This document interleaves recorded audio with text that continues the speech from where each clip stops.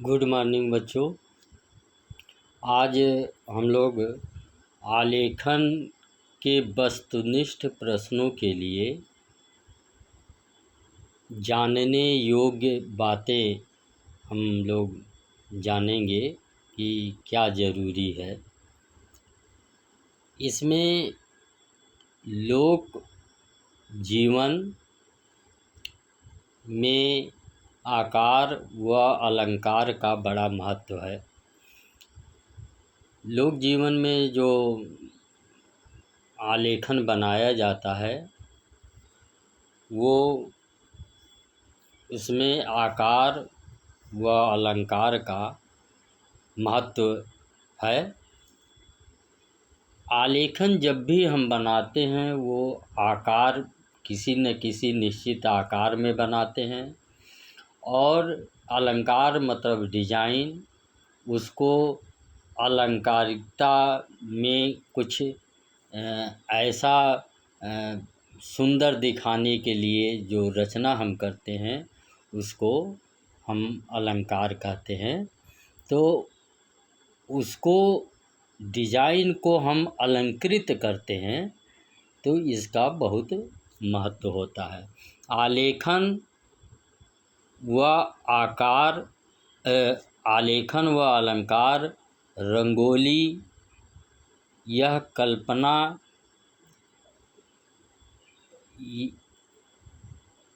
कल्पना के रूप में भी सजाए जाते हैं।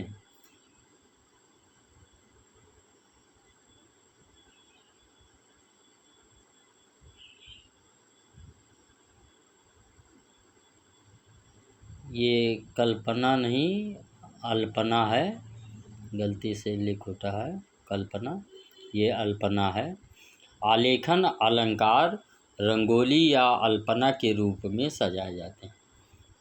रंगोली के बारे में आप लोग जानते हैं, दीपावली में या कोई फंक्शन होता है उसमें रंगोली बनाया जाता है। और अल्पना जो घरों में शादी विवाह में अल्पना बनाया जाता है, कहीं पूजा पाठ होता है तो वहाँ अल्पना बनाया जाता है। तो उसमें ये आलेखन का बड़ा महत्व होता है। आकार की भावभूमि में सत्यम शिवम सुंदरम का रूप होता है। यानी कि जो हम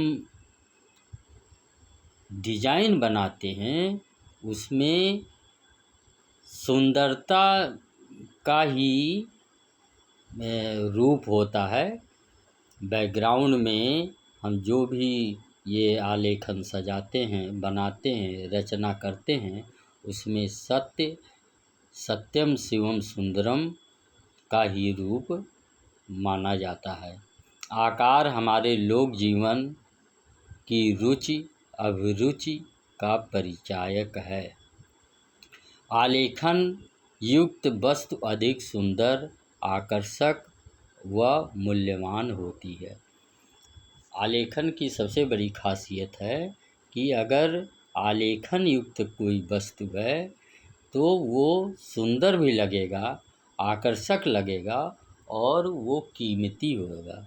जैसे आप कोई कपड़ा खरीदते हैं तो उसमें डिजाइन देखते हैं, आप कोई आभूषण खरीदते हैं तो उसमें भी डिजाइन देखते हैं। जितनी बढ़िया डिजाइन रहेगी वो उतना सुंदर लगेगा, उतना आकर्षक लगेगा, उतना भी वो कीमती होगा।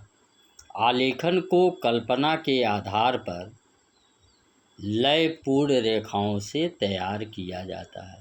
आलेखन जो होता है वो कल्पना के आधार पर यानी अपनी स्मृति के आधार पर लयपूर्ण रेखाओं में तैयार किया जाता है।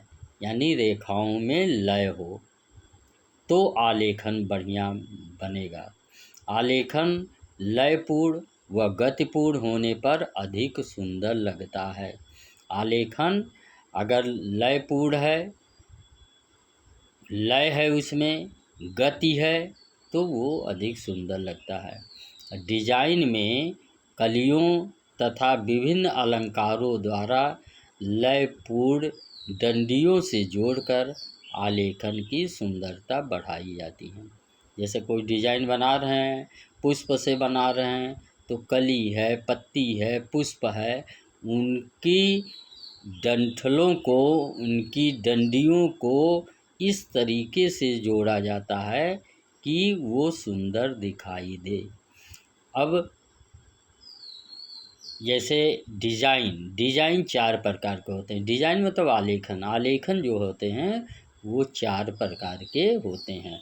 प्राकृतिक आलेखन, अलंकारिक आलेखन, ज्यामितीय आलेखन, सूक्ष्म आलेखन, ये 4 तरीके से आलेखन होते हैं।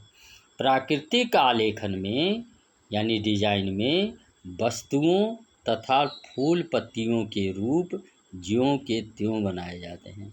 यानी जो फूल पत्ती होता है इसका ज्यों का त्यों बनाया जाता है। उसमें ये नहीं होता है कि डंठल को इधर से उधर घुमा करके उसमें लयात्मकता नहीं दिखाई जाती। उसमें जैसे है वैसे बना करके उसमें आलेखन बनाया जाता है, तो उसको प्राकृतिक डिजाइन कहते हैं। अलंकारिक डिजाइन में जैसा आप लोग पढ़ते हैं, अलंकारिक डिजाइन पढ़ते हैं कि वो पत्तियों को, डंठलों को, कलियों को इधर से उधर जोड़ करके एक डिजाइन बनाते हैं, उसको अलंकारिक डिजाइन कहते हैं। अलंकारिक डिजाइन में प्राकृतिक वस्तुओं को अलंकृत करके रेखाओं को मोड़कर तोड़कर लयात्मकता पैदा करते हैं, तो वो अलंकारिक हो गया। जैसे अभी कल हमने बताया था कि जैसे आँख है तो एक सामान्य आँख हो गई, लेकिन उसी आँख में थोड़ा सा अलंकारिकता को जोड़ दिया जाए, उसको थोड़ा सा बढ़िया बनाने के लिए दूसरा शेप दे दिया जाए, उसमें रेखाओं को बढ़ा दिया जाए, आँखों को बड़ा बना दिया जाए, तो वो अलंकारिक हो जाएगा, वो आँख अलंकारिक हो जाएगा। जैसे मृग का आँख हुआ, अब बना दिए मछली की आँख का अगर वो लिए तो ये सब अलंकारिक हो गया। नेचुरल तो होगा नहीं, नेचुरल तो जैसा मनुष्य का होता है वही होगा। ज्यामितीय डिजाइन में प्रायः पैमाने से सीधी या वक्र तथा अन्य ज्यामितीय आकार, रेखा, चाप, वृत्त, वर्ग, त्रिभुज आदि लयात्मक आकृतियों का प्रयोग होता है। ज्यामितीय आलेखन जो होता है, ज्यामितीय डिजाइन जो हम बनाते हैं उसमें यानी कि जो ज्यामिति आपके यंत्र हैं उससे बनाएंगे, तो उन यंत्रों से क्या बनेगी? रेखा खींची जाएगी, चाप बनेगा, वृत्त बनेगा, वर्ग बनेगा, त्रिभुज बनेगा। तो इस तरह की आकृतियों से अगर हम कोई डिजाइन बनाते हैं तो वो ज्यामितीय आलेखन कहलाया जाएगा। अब ज्यामितीय आलेखन में लयात्मकता नहीं होगी, तो ये चीज़ आप ध्यान रखिए कि इसमें देखते हैं कि सूक्ष्म तथा आधुनिक डिजाइन में आज के मशीनों व कंप्यूटर आदि यंत्रों का प्रयोग किया जाता है। सूक्ष्म आलेखन जो बनाया जाता है उसमें मशीनें आती हैं कंप्यूटर से और अन्य भी यंत्रों से इसका आलेखन बनाया जाता है, वो सूक्ष्म आलेखन कहलाता है। सूक्ष्म में एक तरह से कह लीजिए कि सिंबलों का भी प्रयोग होता है, अन्य भी चीज़ों का प्रयोग होता है, वो इसमें सूक्ष्म आलेखन में आएगा। आलेखन बनाने के लिए कोई निश्चित आकार फॉर्म दिया होता है, यानी कि आलेखन तभी बनेगा कि कोई निश्चित आकार रहेगा, जैसे अर्धवृत्त, वृत्त, वर्ग, त्रिभुज, इसी में आलेखन बनेगा। जो चारों तरफ से घिरा हुआ हो उसी फॉर्म में ये आलेखन बनेगा, बिना आकार के आलेखन नहीं बनेगा। तो अब जैसे कोण है, कोण में एक तरफ खुला रहता है तो कोण में कोई आलेखन नहीं बनेगा, लेकिन त्रिभुज में बनेगा, अर्धवृत्त में बनेगा, वृत्त में बनेगा। इस टाइप से वर्ग, त्रिभुज, समांतर चतुर्भुज इस टाइप में बनेगा। लेकिन जैसे कोण है, अब कोण चारों तरफ से घिरा नहीं होता है तो उसमें आलेखन नहीं बनेगा। और ये इस टाइप के वस्तुनिष्ठ के प्रश्न आपके बोर्ड परीक्षा में भी पूछे जाते हैं। आलेखन की उपयोगिता के आधार पर आलेखन के 2 या 3 या 4 भाग किए जाते हैं। जैसा आलेखन की उपयोगिता है उसके आधार पर उसके भाग किए जाते हैं। जैसा कि आलेखन में आप लोग बनाते हैं, 2 भाग में बनाते हैं या 3 भाग में बनाते हैं या 4 भाग में बनाते हैं, इसके बारे में हम बता चुके हैं। आलेखन की आकृति के भाग में जो सुंदर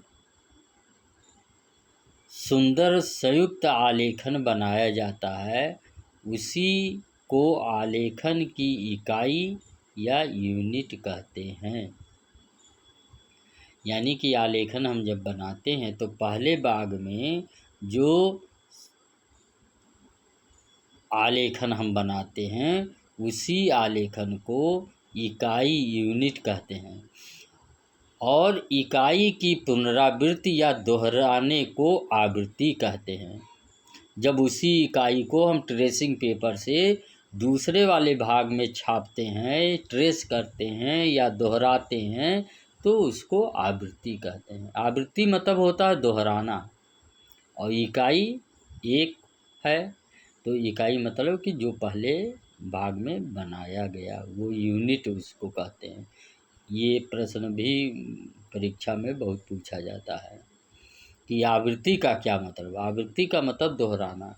इसी तरह से आपके बोर्ड के परीक्षा में दिया रहेगा कि आलेखन कितनी आवृत्तियों में बनाना है, तो उसमें लिखा रहेगा आलेखन 2 आवृत्तियों में बनाइए, 3 आवृत्तियों में बनाइए, 4 आवृत्तियों में बनाइए। ये लिखा रहेगा, पेपर के ऊपर लिखा रहता है या प्रश्न में वो लिखा रहता है।